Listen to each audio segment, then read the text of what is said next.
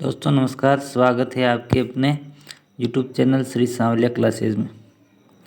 दोस्तों आज बात करेंगे हिंदी के महत्वपूर्ण प्रश्नों की, जो कार्यालय मुख्य ब्लॉक शिक्षा अधिकारी ब्लॉक भिंडर एवं वल्लभनगर द्वारा तैयार किए गए प्रश्न हैं। प्रेरणा है ना, प्रेरणा प्रश्न बैंक है। इसमें महत्वपूर्ण प्रश्न दिए हुए आपके हिंदी के, जो आपके एग्ज़ाम की दृष्टि से बहुत ही शानदार कंटेंट है। इसमें अपन हिंदी व्याकरण के प्रश्न देखेंगे आज, जो आपके एग्ज़ाम में आपकी बहुत हेल्प करेंगे। तो आज के व्याकरण के प्रश्न अपन देख रहे हैं। अभी प्रश्नों को देखिए आप पूरे।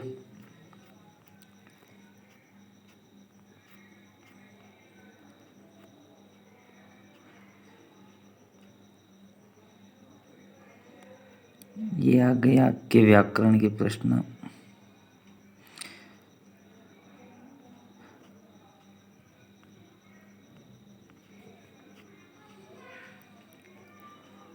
ये व्यवहारिक व्याकरण है ना। आपके पदभेद है, संज्ञा है, सर्वनाम है, विशेषण है, क्रिया और अवयव है ना, उपसर्ग और प्रत्यय। ये व्याकरण के टॉपिक है आपके। इनके प्रश्न अपन यहाँ पे बात करते हैं, इनके प्रश्नों की। नेक्स्ट, व्याकरण के नियम के अनुसार वाक्य करने की योग्यता जिस शब्द को प्रदान करती है, तो वाक्य करने की योग्यता किस शब्द को प्रदान करती, तो वो प्रदान करती है आपके उसको कहते हैं पद, है ना। क्या कहते हैं उसको? पद कहते हैं। नेक्स्ट, पद कहते हैं। इसका ऑप्शन नंबर ए आपका राइट आंसर हो जाएगा। नेक्स्ट, सुरेश ने कहा मनोज जब बूढ़ा हो चुका है, तो वाक्य में भाववाचक संज्ञा क्या? तो देखो सुरेश ने कहा मनोज जब बूढ़ा हो गया, तो ये बूढ़ा क्या भाव को प्रकट कर रहा है, भाववाचक संज्ञा है ना। जैसे रोना है, बूढ़ा हो गया है, नींद निकालना, ये सब भाववाचक संज्ञा। तो यहाँ पे भाववाचक संज्ञा बूढ़ा हो जाएगा, है ना। नेक्स्ट, जिसकी लाठी उसकी भैंस, तो जिसकी और उसकी ये क्या है? तो जिसकी और ये उसकी है पुरुषवाचक सर्वनाम है ना। सर्वनाम 6 प्रकार के होते हैं, निजवाचक, पुरुषवाचक, है ना। तो ये पुरुषवाचक सर्वनाम होता है। नेक्स्ट, आदर शब्द से विशेषण क्या बनेगा? तो आदर शब्द से विशेषण बनेगा आदरणीय, और आदरणीय हो जाएगा आपका ऑप्शन नंबर 3 हो जाएगा, है ना।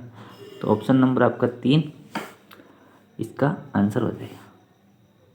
नेक्स्ट, कर्म के आधार पर क्रिया कितने प्रकार की होती है? कर्म के आधार पर क्रिया 2 प्रकार की होती है, एक तो सकर्मक और एक होती है अकर्मक, है ना। तो सकर्मक और अकर्मक 2 प्रकार की क्रिया होगी। नेक्स्ट, जिस शब्द में लिंग, वचन, कारक आदि के कारण रूप परिवर्तन नहीं होता, उसको क्या कहते हैं? उसको अवयव कहते हैं। जिसके लिंग, वचन, कारक किसी में परिवर्तन नहीं होता, तो उसको क्या कहते हैं? अवयव कहते हैं, अवयव, है ना। नेक्स्ट, प्रति उपसर्ग से कौन सा शब्द बना है ना। तो यहाँ पर आप संधि विच्छेद करके देख लियो। प्रति उपसर्ग, प्रबल तो नहीं होगा, पराजय भी नहीं है, पर प्लस अजय पराजय हो जाएगा। प्रति प्लस अक्ष प्रत्यक्ष, तो ये प्रति उपसर्ग से बना है ना। प्रति इसमें उपसर्ग है और इसका मूल शब्द प्रति प्लस अक्ष हो जाएगा, है ना, प्रत्यक्ष। नेक्स्ट, इन प्रत्यय से जुड़ने वाला शब्द कौन सा? इन हो जाएगा आपका लोहार। लोहार में इन प्रत्यय जुड़ेंगे, लोहारिन हो जाएगा, ठीक है। ऑप्शन नंबर 6 आपका राइट आंसर हो जाएगा। नेक्स्ट, रिक्त स्थानों की पूर्ति करनी है आपको। गंगा क्या है? व्यक्तिवाचक संज्ञा, है ना। गंगा क्या है? व्यक्तिवाचक। जात तो संज्ञा 3 प्रकार की, जातिवाचक है, व्यक्तिवाचक और भाववाचक, है ना। तो जाति तो जो इसमें किसी जाति का बोध होता है उसको जातिवाचक संज्ञा कहते हैं। भाववाचक में भाव का बोध और व्यक्तिवाचक में किसी व्यक्ति का बोध होता है। तो ये गंगा क्या है? व्यक्तिवाचक संज्ञा है ना। नेक्स्ट, मैं कल तक पुस्तक वापस कर दूंगा। तो ये मैं कल तक तुम या तुम्हें, इसमें से जुड़ना, तुम्हें पुस्तक वापस कर दूंगा, तो यहाँ पर तुम में आंसर हो जाएगा। नेक्स्ट, भगवान बड़े कठोर होते हैं, दयालु होते हैं, तो दयालु होते हैं, तो ये दयालु ऑप्शन राइट हो जाएगा। नेक्स्ट, घोड़ा दौड़ता है, वाक्य में क्रिया क्या है? तो क्रिया है आपकी सकर्मक है, अकर्मक है। तो दौड़ना है, ये अकर्मक क्रिया है ना। जैसे पक्षी आकाश में उड़ रहा है तो वो भी अकर्मक क्रिया है ना। तो यहाँ पर अकर्मक क्रिया हो जाएगा। नेक्स्ट, पराक्रम शब्द में परा क्या है? तो जो पहले लगते हैं उसको क्या कहते हैं? उपसर्ग कहते हैं, और बाद में लगते हैं उनको क्या कहते हैं? प्रत्यय कहते हैं। तो परा उपसर्ग में ये परा क्या है आपका? उपसर्ग हो जाएगा, ठीक है। सामाजिक शब्द में इक शब्दांश जोड़ेंगे, तो ये इक क्या है? तो इक ये बाद में लग रहा है ना। समाज प्लस इक, सामाजिक, ये प्रत्यय हो जाएगा, है ना। समाज प्लस इक प्रत्यय लग जाएगा तो सामाजिक हो जाएगा, ठीक है। नेक्स्ट, निम्नलिखित के सत्य और असत्य बताइए। पद के 2 भेद होते हैं, विकारी और अविकारी दोनों, तो ये सत्य है ना। विकारी जिसमें तो परिवर्तन हो सकता है, लेकिन अविकारी शब्द में कोई परिवर्तन नहीं होता है, ठीक है, तो ये सत्य है। नेक्स्ट, जिस संज्ञा से किसी एक जाति एक वर्ग की सभी वस्तुओं का बोध होता है तो उसको जातिवाचक संज्ञा कहते हैं। तो बिल्कुल सही बात है, जिसमें किसी जाति वर्ग की सभी वस्तुओं का बोध होता है उसको क्या कहते हैं, जातिवाचक संज्ञा कहते हैं, ठीक है। जैसे मनुष्य है तो मनुष्य पूरी जाति का बोध हो रहा है ना, तो ये जातिवाचक संज्ञा है ना। नेक्स्ट, विद्यार्थी है तो ये भी क्या है, जातिवाचक संज्ञा है। सर्वनाम के 8 प्रकार होते हैं, सर्वनाम के 6 प्रकार होते हैं ना, तो ये असत्य है ना।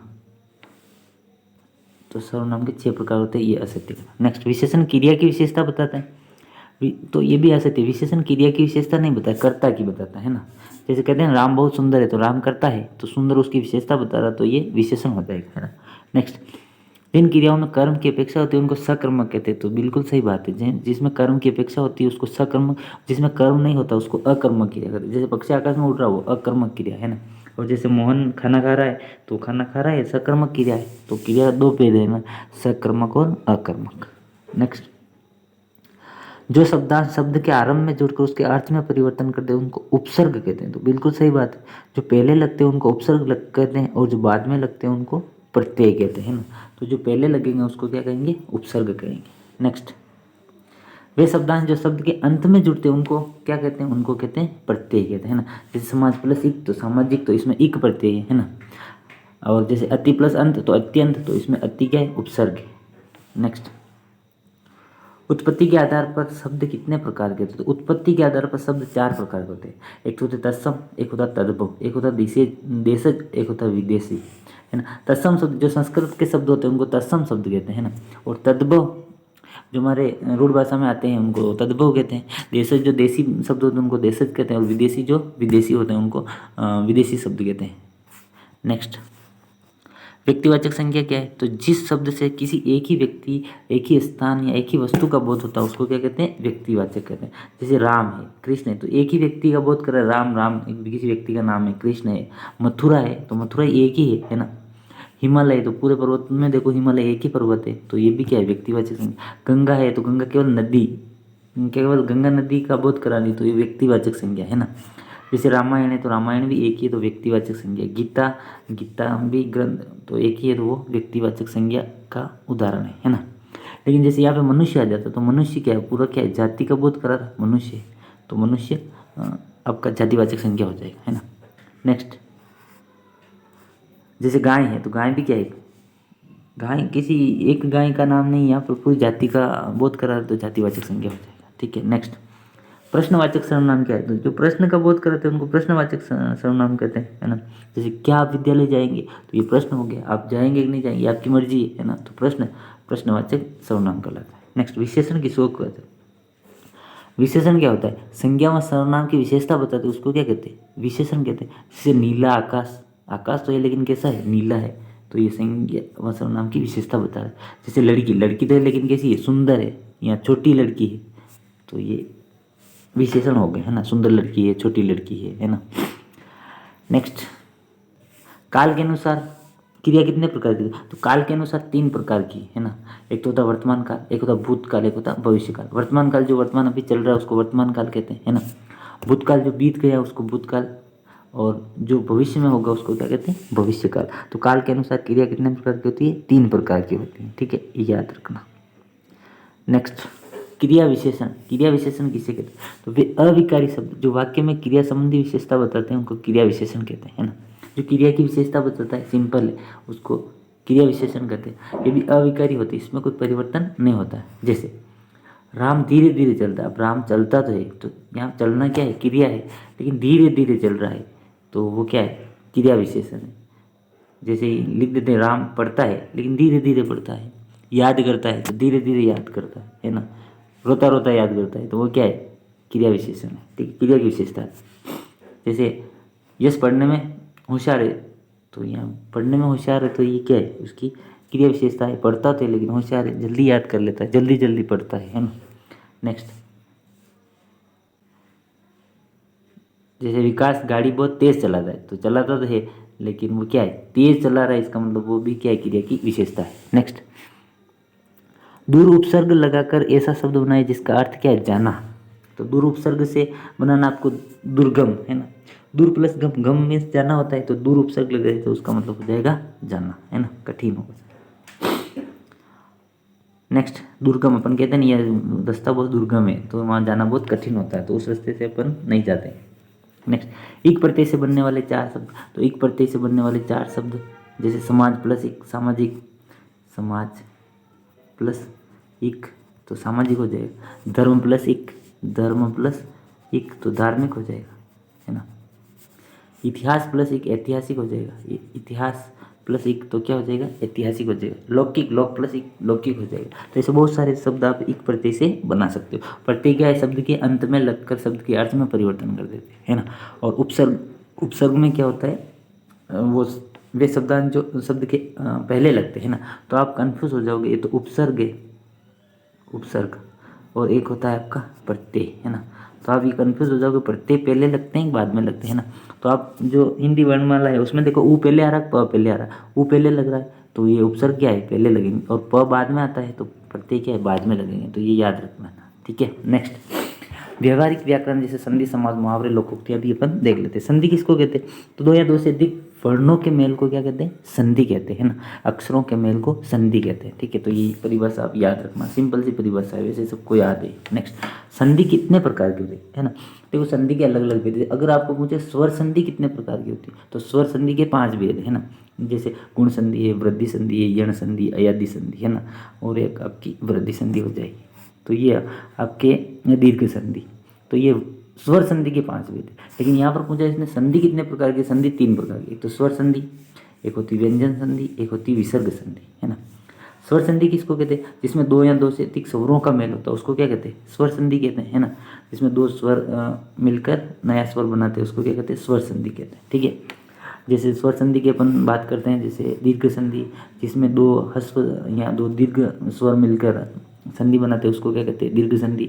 विद्यालय, जैसे विद्या प्लस आलय, तो विद्यालय आपका किसका उदाहरण है, स्वर संधि का उदाहरण है ना, विद्यालय, विद्यालय, ठीक है। जैसे आपको गुण संधि का है ना, गुण और वृद्धि का तो याद रखना। गुण संधि में क्या एक मात्रा होती है ना, और वृद्धि संधि में क्या होती है, 2 मात्रा होती है, ठीक है। और जिसमें ऐ औ आय आव की आवाज़ आती है तो वहाँ पे अयादि संधि हो जाएगी। वहाँ पर कौन सी, अयादि संधि हो जाएगी। जैसे पवन है, पवन है ना, पवन में कौन सी संधि, अयादि संधि, है ना। और यण संधि, यण संधि को याद रखने का एक मैं आपको शॉर्ट ट्रिक बता देता हूँ। यण संधि, है ना, यण संधि में क्या होता है, य और व के आगे, य और व के आगे अगर आपको आधा अक्षर दिखाई दे तो वहाँ पर क्या होगा, यण संधि होगी। ये अपने याद रखना, है ना। इसकी कोई परिभाषा नहीं, लेकिन एक पहचानने की मैं आपको ट्रिक बता रहा हूँ। ये और वह के आगे अगर आधा अक्षर आ जाता है तो वहाँ पर यण संधि। ये परिभाषा मत लिख देना, यण संधि की परिभाषा ये होती है ना। ये और वह के आगे अगर आधा अक्षर आ रहा तो वो कौन सी संधि हो जाएगी, यण संधि हो जाएगी। कैसे हो जाएगी, देखो अपन बात करते हैं। जैसे जैसे मैं लिखता हूँ इत्यादि, है ना, इत्यादि, तो देखो यह क्या आगे क्या आ रहा है, तो आ रहा है जो आधा है ना, तो इसमें 100% क्या होगी, यण संधि होगी, है ना। जैसे मैं लिखूँ स्वागत, स्वागत, है ना, तो वह क्या आगे क्या आ रहा है, आधा सा आ रहा है, तो यहाँ पर भी कौन सी संधि हो जाएगी, यण संधि हो जाएगी। तो ये एक पहचानने की ट्रिक बताइए, ये परिभाषा नहीं आप याद रखना, है ना। नेक्स्ट, स्वर संधि किसको कहते हैं, तो जब 2 स्वरों का मेल होता है, नया स्वर बनता है, तो उसको क्या कहते हैं, स्वर संधि कहते हैं। नेक्स्ट, व्यंजन संधि, 2 व्यंजनों का मेल होता है उसको क्या कहते हैं, व्यंजन संधि कहते हैं, ठीक है। सिंपल सी परिभाषा याद रखना। विसर्ग संधि, जहाँ विसर्ग का लोप हो जाता है उसको क्या कहते हैं, विसर्ग संधि कहते हैं। तो इस संधि की परिभाषा आप याद रखना, सिंपल है। आपको तो संधि विच्छेद पूछेगा तो वो आप याद रखना, है ना। नेक्स्ट, जैसे उज्ज्वल, तो उज्ज्वल की परिभाषा आपकी संधि विच्छेद उत्त प्लस ज्वल हो जाएगी, है ना। तक इसमें ज में बदल रहा है, ये व्यंजन संधि का उदाहरण है, याद रखना, ठीक है। नेक्स्ट, रामायण, तो राम प्लस अयन, ये भी आपका दीर्घ, ये दीर्घ संधि का उदाहरण भी है ना। रामायण, अ प्लस अ बराबर आ बन रहा है तो रामायण हो जाएगा, ठीक है। इत्यादि, ये क्या गया, आधा अक्षर आ रहा तो इति प्लस आदि, ये यण संधि का उदाहरण, ठीक है, इति प्लस आदि। सुरेंद्र, एक मात्रा आ रही तो ये कौन सी संधि हो जाएगी, आपके गुण संधि। सूर प्लस इंद्र, सुरेंद्र। दिक प्लस अंबर, दिगंबर, तो ये आपकी व्यंजन संधि। भवन, वो प्लस अन, अव की आवाज़ आ रही तो ये कौन सी, अयादि संधि हो जाएगी, ठीक है। मनोबल, मना प्लस बल, तो मनोबल हो जाएगा, ये कौन सी संधि है, विसर्ग संधि, ठीक है। तो संधि विच्छेद आपको पूछेगा, या संधि विच्छेद करके संधि का नाम भी आपको पूछ सकता है, वो याद रखना, ठीक है। नेक्स्ट, संधि विच्छेद कीजिए, उसका नाम बताइए। सर्व प्लस उदय है तो सर्वोदय है, और इसमें भी एक मात्रा आ रही तो गुण संधि हो जाएगी। ठीक है, पहचानने की ट्रिक है गुण संधि। ठीक है, जगत प्लस नाथ जगन्नाथ व्यंजन संधि, त हलंत हो रहा है ना, व्यंजन संधि। सु प्लस आगत स्वागत, और स्वागत में अपन ने बात की कौन सी संधि, यण संधि। ठीक है, तो ये आप संधि विच्छेद भी आप याद रखना, व्याकरण से 1-2 प्रश्न आएंगे संधि के। नेक्स्ट, समास किसको कहते हैं? तो समास किसको कहते हैं सबको पता है, 2 या 2 से अधिक शब्दों के परस्पर संयोग से बनने वाले नए शब्द ही क्या कहलाते हैं, समास कहलाते हैं। संधि में वर्ण मिलते हैं, इसमें शब्द मिलते हैं, ये बात याद रखना। ठीक है, समास कितने, 6 समास है आपके, है ना। कौन कौन से? अव्ययभाव समास है, समास की बात कर लेते हैं हम। देखो, अव्ययभाव समास है, दूसरा तत्पुरुष समास, कर्मधारय समास, द्विगु समास है, द्वंद्व समास है और बहुब्रीहि समास है। ठीक है, अव्ययभाव समास में क्या होता है, उसमें पहला पद अवयव होता है ना, जैसे यथाशक्ति है तो शक्ति के अनुसार, है ना। अवयव उनको कहते हैं जिसका लिंग और काल के अनुसार कोई परिवर्तन नहीं होता, तो वो अव्ययभाव समास है ना। तो दूसरा आ जाएगा तत्पुरुष समास। तत्पुरुष समास में क्या होता है, चिन्हों का लोप होता है ना। जैसे प्रथमा ने द्वितीय को, तृतीया ने के द्वारा, साथ सहायता के लिए, चतुर्थी के लिए पंचमी से लेकर अलग होना, षष्ठी काकी के नानी ने रारी रे, सप्तमी में पेपर संबोधन है, अरे वो, है ना। तो इन चिन्हों का लोप होता है, वहाँ पर तत्पुरुष समास होता है ना। नेक्स्ट, कर्मधारय, कर्म के आधार पर जिसमें होता है उसको कहते हैं अपन कर्मधारय समास। इसके उदाहरण अपन देखेंगे। द्विगु समास में क्या होता है, पहला पद तो संख्यावाची होता है, पहला पद संख्यावाची होता है ना, उसको कहते हैं द्विगु समास। ठीक है, दूसरा पद प्रधान होता है। नेक्स्ट, द्वंद्व समास में दोनों पद प्रधान होते हैं, बीच में और का चिन्ह आता है, और का लोप हो जाता है। ठीक है, जैसे पिता पिता, माता और पिता, पति और पत्नी, है ना। बहुब्रीहि समास में जिसमें तीसरा अर्थ निकलता है ना, दोनों पद प्रधान हो, तीसरा अर्थ निकलता है, उसको बहुब्रीहि समास कहते हैं। तो ये समास भी आप याद रखना। ठीक है, नेक्स्ट, कर्मधारय समास किसको कहते हैं? तो जिस समास में पहला पद विशेष और दूसरा पद विशेष है उसको कर्मधारय, विशेष है कि इसमें विशेष तथा दूसरा पद विशेष होता है उसको कर्मधारय समास कहते हैं। जैसे नीला कमल है, तो नीला क्या है, विशेष, और कमल क्या है, विशेष। पहला तो विशेष और दूसरा है विशेष, है ना, विशेष होता है। तो नीला कमल आपका कर्मधारय समास। द्विगु समास, इस समास में पहला पद क्या है, संख्यावाची है, वो द्विगु समास। जैसे सप्तऋषि, 7 ऋषि है, तो ये द्विगु समास है ना। द्वंद्व समास, जिसमें दोनों पद प्रधान होते हैं और बीच में और का लोप होता है, अभी अपन ने बात की, जैसे दिन है, रात है ना, माता पिता है, पति पत्नी है। बहुब्रीहि समास, जिस समास में कोई पद प्रधान न हो और तीसरा अर्थ निकलता है उसको क्या कहते हैं अपन, बहुब्रीहि समास कहते हैं। ठीक है, जैसे चतुर्भुज, 4 भुजों वाला चतुर्भुज, है ना। 10 आनंद है जिसके, अर्थात रावण, तो ये बहुब्रीहि समास। अव्ययभाव समास, अभी अपन ने बात की, जिसका पहला पद अवयव हो, अव्ययभाव समास कहलाता है। जैसे रातों रात, रात ही रात, है ना। यथाशक्ति, शक्ति के अनुसार, वो क्या है आपका अव्ययभाव। तत्पुरुष समास में द्वितीय पद प्रधान होता है ना। जैसे निम्नलिखित का अपन समास विग्रह करते हैं, राज्याज्ञा, है ना, तो राजा की आज्ञा, यहाँ पर की लोप है ना, पद प्रधान, लेकिन ये चिन्हों का लोप है, तो ये तत्पुरुष समास है। नवगीत, नया है जो गीत, तो ये कर्म के आधार पर, तो कर्मधारय विशेष विशेषण आ गया, है ना। यथा योग्य, योग्यता के अनुसार, अवयव, यथा क्या है, अवयव शब्द।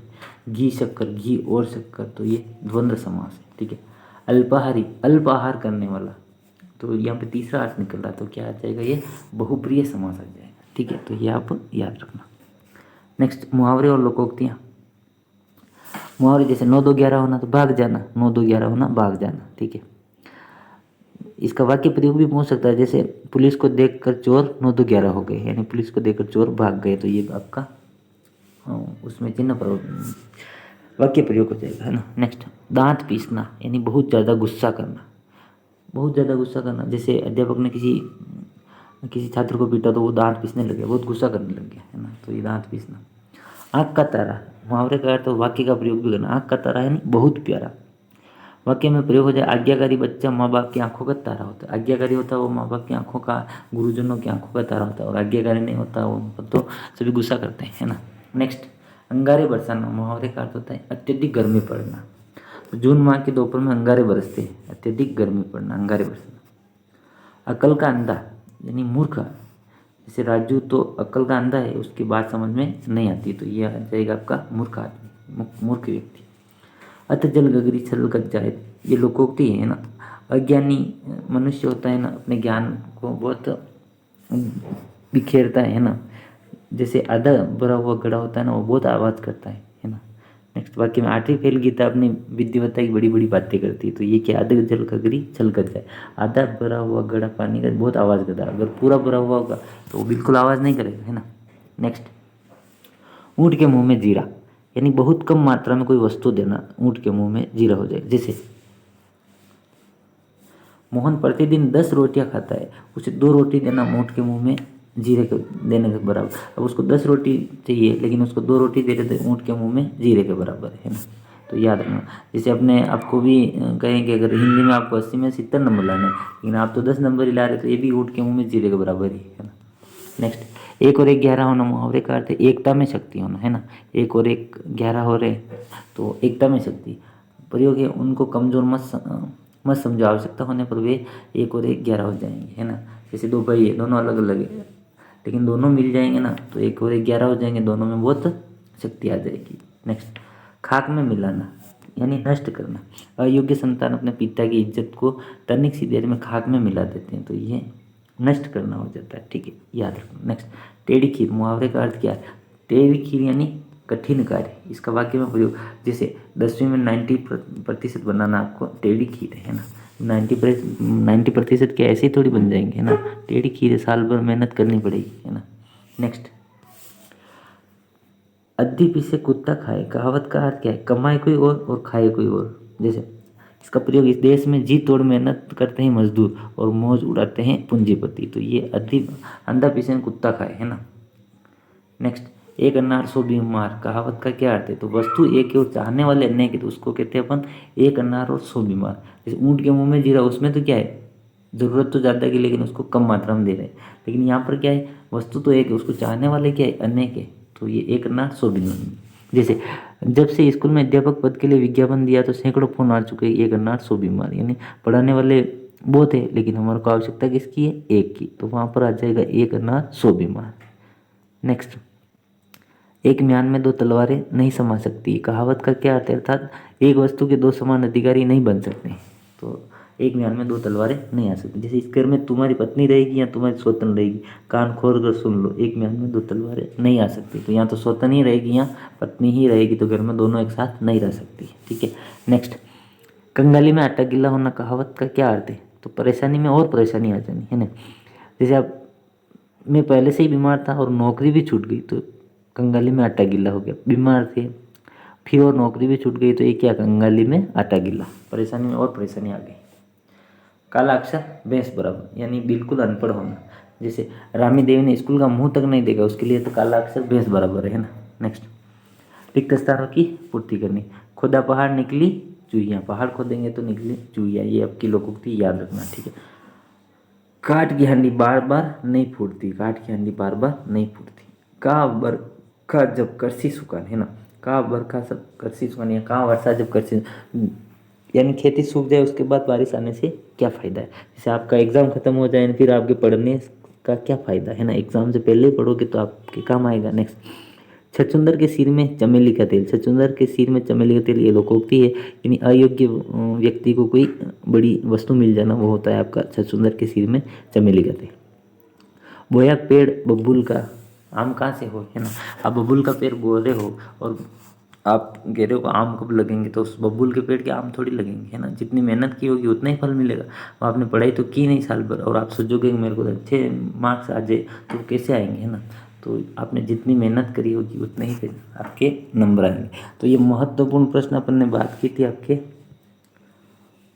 व्याकरण के, है ना। देखिए इनको, और मिलते हैं अगले नेक्स्ट वीडियो में और हिंदी के महत्वपूर्ण प्रश्नों के साथ। Thank you.